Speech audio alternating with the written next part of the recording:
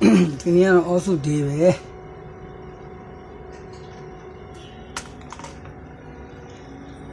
305 session เนาะကျွန်တော်305 session မှာ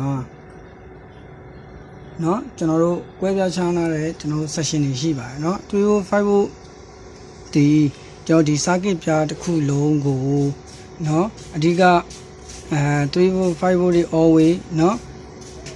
ကျွန်တော်တို့ဒီတစ်ပုတ်လုံးမှာရှိတဲ့เนาะ CPU PCA EC ဒီကောင်တွေလည်းကျွန်တော်တို့ရဲ့305 session နဲ့ပဲ3 session နဲ့ပဲအလုပ်လုပ်နေတာဒါပေမဲ့ name မတူတဲ့ session တွေရှိရเนาะကျွန်တော်အဲ့ကောင်တွေကိုကျွန်တော်switching နဲ့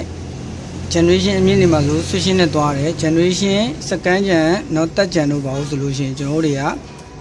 เนาะ MOSFET လေးနဲ့ switching လုပ်ကြတယ်ဒီကောင်တွေကို load switch လို့လည်းခေါ်မှာเนาะအဲ့တော့ဒီကောင်တွေဘယ်လိုပဲဖြစ်ဖြစ်เนาะဒီကောင်နဲ့3ဖို့အဲ့တော့305 session ဒီ circuit တစ်ခုလုံးမှာဒါအရေးကြီးတဲ့ session ဖြစ်တဲ့အတွက်เนาะ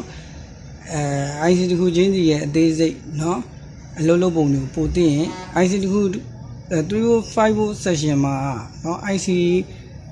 တစ်ခုချင်းစီရဲ့အလုပ်လုပ်ပုံတွေမတူပါဘူးเนาะဒီကောင်တွေရဲ့အလုပ်လုပ်ပုံเนาะတစ်ခုချင်းစီရဲ့အလုပ်လုပ်ပုံကောင်းသိထားမယ်ဆိုရင်ကျွန်တော်တို့ဒီ circuit ပြားရဲ့305 session တွေကိုကောင်း